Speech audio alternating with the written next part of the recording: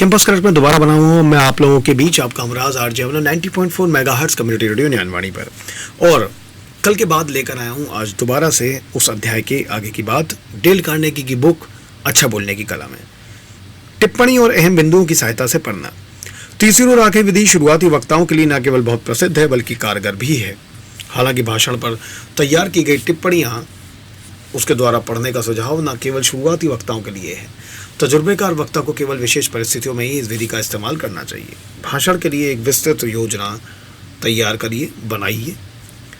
प्रस्तुत किए जाने वाले विचारों का एक क्रम तैयार कीजिए। क्रम को कागज पर लिखिए। ध्यान रखें, भाषण के क्रम की जानकारी बहुत सटीक और संक्षिप्त होनी चाहिए। भाषण पर टिप्पणी तैयार करने के लिए कुछ उदाहरण इस प्रकार हैं। प्रस्तावना, किसी महान कार्य को अंजाम देने के लिए सावधानी पूर्वक उसको रखें। परिभाषा और उदाहरण, आम नजरिए के आधार पर उत्पन्न विचार और महान हस्तियों के जीवन से मिली प्रेरणा। अन्य मानसिक शक्तियों से संबंध यानी कि कारण, कल्पना, याददाश्त और इच्छा। ध्यान आकर्षित करना, अस्वाभाविक तौर पर ध्यान आकर्षण, स्वाभाविक तौर पर ध्यान आकर्षण। और पांचवा, निष्कर्ष, अस्वाभाविक और स्वाभाविक ध्यान आकर्षण के परिणाम। इस प्रकार कुछ और संक्षिप्त वर्णन के जरिए एक अभ्यस्त वक्ता ध्यान आकर्षित करने वाले विचारों को महत्वपूर्ण स्थान, विचार की गहराई को प्रभावशाली, मुख्य विचार को लाल स्याही से अंकित और टिप्पणी की ओर मुख्य पंक्तियों के नीचे रेखा खींचकर महत्व देने योग्य बनाने जैसे कई तरीकों का इस्तेमाल कर सकता है। अंकित किए गए महत्वपूर्ण विचारों से संबंधित अभ्यास और तैयारी भाषण के दौरान स्वाभाविक रूप से प्रदर्शित हो जाती है। लेकिन एक अनुभवहीन और शुरुआती वक्ता के लिए सलाह है कि पूर्ण लेख तैयार करें। साथ ही ये भी सुझाव है कि पूर्ण लेख तैयार करने की आदत को धीरे धीरे लेख से संबंधित संक्षिप्त बिंदु लिखने में बदलना चाहिए। कुछ समय के लिए लेख के द्वारा पढ़ने की विधि आवश्यक होती है, लेकिन ज़्यादा समय तक इस्तेमाल करने से यही विधि बुराई का रूप ले लेती है। अभ्यस्त वक्ता भी इस विधि का इस्तेमाल केवल विशेष परिस्थिति में ही करें। सुझाव है कि जहाँ तक हो सके लेख के द्वारा भाषण देने की परिस्थिति को टालना चाहिए। तात्कालिक भाषण, निश्चित रूप से बिना तैयारी भाषण देने की कला सर्वोपरि है। इस तरह के भाषण को जनता बहुत पसंद करती है और ये महान वक्ताओं का पसंदीदा अंदाज होता है। तात्कालिक भाषण को कई बार बिना तैयार किए भाषण के तौर पर समझा जाता है। वास्तव में आमतौर पर यह बिना तैयार किया गया भाषण होता भी है, लेकिन यहाँ तैयारी का मतलब विषय का ज्ञान ना होने से नहीं है। इसके विपरीत तात्कालिक भाषण देने के लिए उन सभी तैयारियों का होना जरूरी है जो हमने तैयारी के जरिए भाव अध्याय में पढ़ी थी। ऐसे मौकों पर भाषण के मौके से मिली प्रेरणा, विचार और भाषा पर पकड़ के अभ्यास का इस्तेमाल करना चाहिए। यदि आप तात्कालिक भाषण प्रस्तुत करने में समर्थ हैं तो दर्शकों के दिलों को छूने में जरूर कामयाब होंगे। एक इस प्रकार से दर्शक ऐसे वक्ता के साथ जुड़ाव महसूस करते हैं, जुड़ते हैं और विचार के भाव को करीब से समझते हैं। तात्कालिक भाषण प्रस्तुत करते समय वक्ता दिल से विचारों को व्यक्त करता है। ऐसा करते वक्त ना तो वक्ता में हिचक होती है और ना ही शब्दों का अभाव। वक्ता का ध्यान भटकाने के लिए लेख, टिप्पणी और मुख्य बिंदु जैसी विधि कागज पर लिखी नहीं होती। वक्ता सीधे दर्शकों से संपर्क स्थापित करता है और विचारों में छुपे संदेश की व्याख्या प्रभावशाली ढंग से प्रस्तुत करने में कामयाब होता है। लेख में शामिल किए गए वाक्य कई बार ठंडे और फीके महसूस होते हैं, अतः दर्शकों पर अपेक्षा के अनुसार प्रभाव नहीं पड़ता है। लेकिन जब वक्ता दिल से बोलता है तो वाक्पटुता से संबंधित सभी शक्तियां एकत्रित हो जाती हैं और भाषण जीवंत हो जाता है। तात्कालिक भाषण प्रस्तुत करते समय वक्ता दर्शकों की रुचि को भांपते हुए किसी विचार के व्याख्यान को विस्तार दे सकता है तो कई विचारों का व्याख्यान त्याग भी सकता है। हालांकि सभी वक्ताओं के लिए इस विधि को अपनाना संभव नहीं है। यह भाषण की सबसे कठिन विधि है।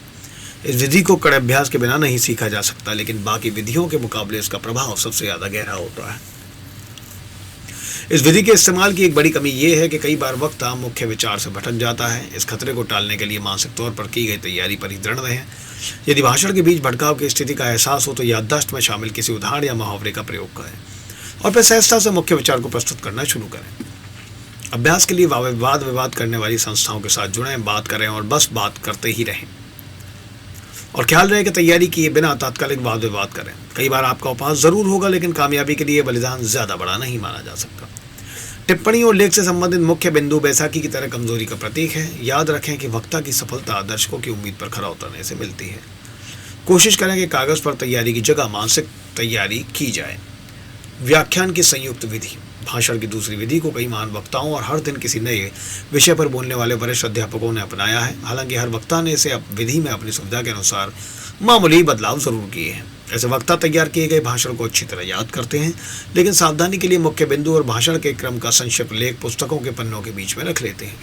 वह पुस्तकों के पन्ने उलटते वक्त तैयार किए गए लेख पर सावधानी के लिए ध्यान देते रहते हैं। इस प्रकार वक्ता को भाषण में प्रभाव बनाए रखने में सहूलियत होती है।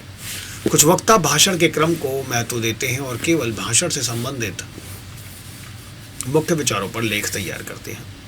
इसी प्रकार कुछ वक्ता भाषण के अहम विचार व संदेश पर विस्तृत लेख तैयार करते हैं और उस लेख का शब्द दर शब्द उच्चारण करते हैं। लेख में शामिल उदाहरणों और मुहावरों को भी कागज पर उतारा जा सकता है। कुछ वक्ता भाषण के अहम हिस्सों को लोक को पढ़कर प्रस्तुत करते हैं और बाकी हिस्से को तात्कालिक तौर पर पेश करते हैं। इसी विधि को भाषण की संयुक्त विधि कहा जाता है। आप भी मौके की नज़ाकत, विषय के महत्व और दर्शक की उम्मीद के आधार पर इन विधियों का मिला जुला खाका उपयोग में ला सकते हैं। इस खाके का स्वरूप वक्ता के अंदाज पर और जरूरत पर निर्भर करता है। अध्याय 17वां, विचार एवं सुरक्षित ऊर्जा। सुरक्षित साधन को अंतिम राशि समझकर व्यय करने में ही समझदारी होती है। Napoleon Bonaparte. यदि आप बैंक खाते में जमा राशि से ज्यादा रकम निकालना चाहें तो क्या यह मुमकिन है? नियमों के अनुसार रकम से ज्यादा राशि के चेक को खारिज कर दिया जाएगा, लेकिन यदि बैंक के साथ आपके संबंध घनिष्ठ है तो शायद आपका चेक खारिज नहीं किया जाएगा और चेक की रकम का भुगतान करने के बाद बाकी राशि अदा करने के लिए आपको सूचित किया जाए। आपसी संबंधों में पसंद नापसंद का इस्तेमाल किया जा सकता है, लेकिन याद रखें प्रकृति की कोई पसंद नापसंद नहीं होती है। अतः प्रकृति से कुछ उधार नहीं मिलता। प्रकृति ईंधन से भरी हुई टंकी की तरह करुणा रहित होती है। टंकी का ईंधन खत्म हो तो मशीन बंद। इस प्रकार बिना तैयारी के भाषण का व्याख्यान उतना ही मुश्किल होता है जितना बिना ईंधन के किसी दूर दराज के सुनसान इलाके का सफर करना। दोबारा आप लोगों से जरूर मुलाकात होगी मेरी कल ज्ञानवाणी में, यही कैंपस कनेक्ट में, इस किताब के शेष अध्याय के साथ।